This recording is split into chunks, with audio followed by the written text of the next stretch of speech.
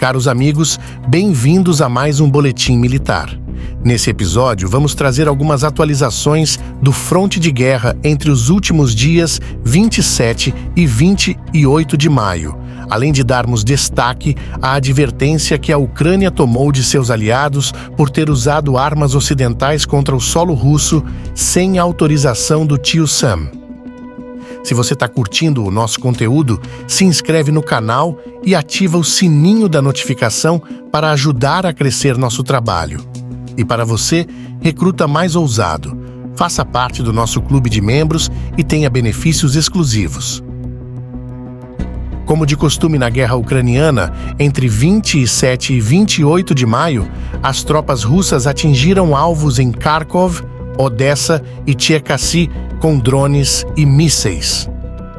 Por sua vez, os ucranianos lançaram um ataque ousado combinado a Lugansk e contra a Crimeia com um míssil antinavio Netuno, sendo que este foi neutralizado pelos russos antes de atingir seus objetivos na Crimeia. Na região de Kharkiv, a batalha pela pequena cidade de Volvashansk continua, que agora nada mais é do que um monte de ruínas. Segundo relatórios de batalha, no último dia 28 de maio, foi registrado um número colossal de drones em Volvichansk de ambos os lados na batalha, o que fez os exércitos serem mais cautelosos na hora de expor seus soldados ao contato, onde ambos passaram a se atacar durante o dia a média distância, com artilharia e os próprios drones. Em Belgorod, bem próximo da fronteira com Volvichansk, os ucranianos realizaram um ataque contra um caminhão que transportava um tanque de guerra tartaruga. O ataque ucraniano também atingiu carros civis. Não foram divulgadas informações do episódio pelos russos. Conforme relatórios, as forças russas conduziram pequenas empreitadas contra as linhas ucranianas através dos 4 principais eixos da ofensiva no leste ucraniano.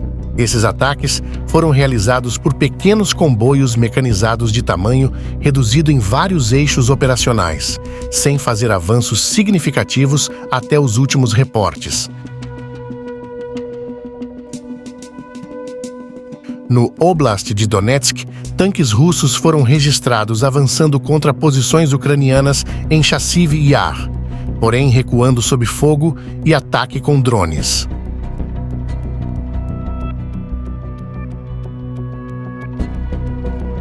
Um fato surpreendente é que em 28 de maio, mesmo com a cidade de Chassiv Yar cercada há quase 60 dias pelas tropas russas, ainda há registros de mais de 600 civis sobrevivendo nas ruínas da cidade. A grande maioria, idosos e com mobilidade reduzida. Muito provavelmente, o conjunto de ataques terrestres feitos pelos russos nos 4 principais eixos de ataque espalhados pelos mais de 1.000 quilômetros de fronte de combate tinham como objetivo testar as reações ucranianas após a primeira onda do esforço ofensivo russo no norte do Oblast de Kharkiv. E as forças russas provavelmente pretendiam testar se e onde em qualquer um desses podem existir oportunidades de exploração na linha de frente.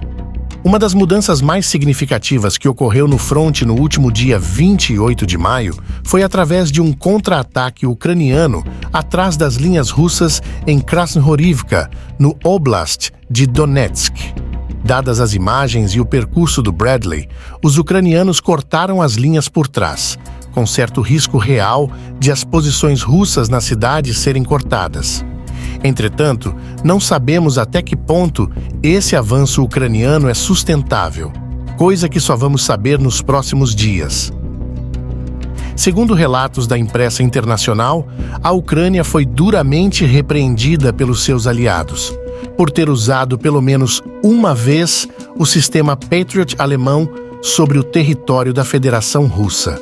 Em resposta, Kiev recebeu telefonemas furiosos de Berlim e Washington com ameaças claras de interromper o fornecimento de mísseis antiaéreos se tal incidente acontecesse novamente. Além disso, os aliados reforçaram mais uma vez que até segunda ordem, a Ucrânia está proibida de usar a defesa antiaérea ocidental contra ataques de aeronaves russas fora do espaço aéreo ucraniano. Em defesa dos ucranianos, o francês Macron explanou para a imprensa claramente que a Ucrânia deveria ter permissão para bombardear a Rússia, inclusive conseguindo persuadir o líder alemão a ceder em um futuro próximo essa permissão para os ucranianos. A grande questão é: a Ucrânia está sendo invadida hoje, agora, e à medida que as forças russas passam a acumular ainda mais força às margens da longa fronteira ucraniana, em um futuro próximo pode nem existir mais a nação. Ou seja, essa proibição contra os ucranianos de atacar ao solo russo com as poderosas armas do Ocidente é, sem dúvidas, uma das maiores ambiguidades geopolíticas desse conflito. Segundo palavras do Macron, eles têm o direito de neutralizar as bases militares a partir das quais são lançados mísseis e outras instalações militares a partir das quais a Ucrânia é atacada. Mas não devemos permitir que a Ucrânia atinja outros alvos na Rússia, alvos civis, claro, ou outros alvos militares fora de sua zona fronteiriça. A guerra na Ucrânia continua a se desenrolar de maneira imprevisível e brutal, com intensos combates e manobras estratégicas de ambos os lados. Os ataques russos a Kharkov, Odessa e Cherkasy e a resposta ousada dos ucranianos na Crimeia e em Lugansk ilustram a escalada contínua do conflito.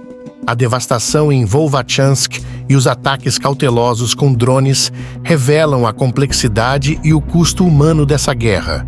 Os avanços russos no leste, embora limitados, mostram a persistência em testar as defesas ucranianas, enquanto o contra-ataque ucraniano em Krasnohorivka levanta questões sobre a sustentabilidade de suas ações. As tensões internacionais, agravadas pelo uso do sistema Patriot alemão pela Ucrânia, sublinham as complexidades geopolíticas e as dificuldades enfrentadas por Kiev em sua luta pela sobrevivência. A defesa veemente do direito da Ucrânia de atacar bases militares russas por Macron, em contraste com a cautela dos aliados ocidentais, destaca as ambiguidades e desafios políticos em apoiar a Ucrânia sem escalar ainda mais o conflito. À medida que o futuro da Ucrânia permanece incerto, o mundo observa ansiosamente os próximos passos nessa guerra devastadora.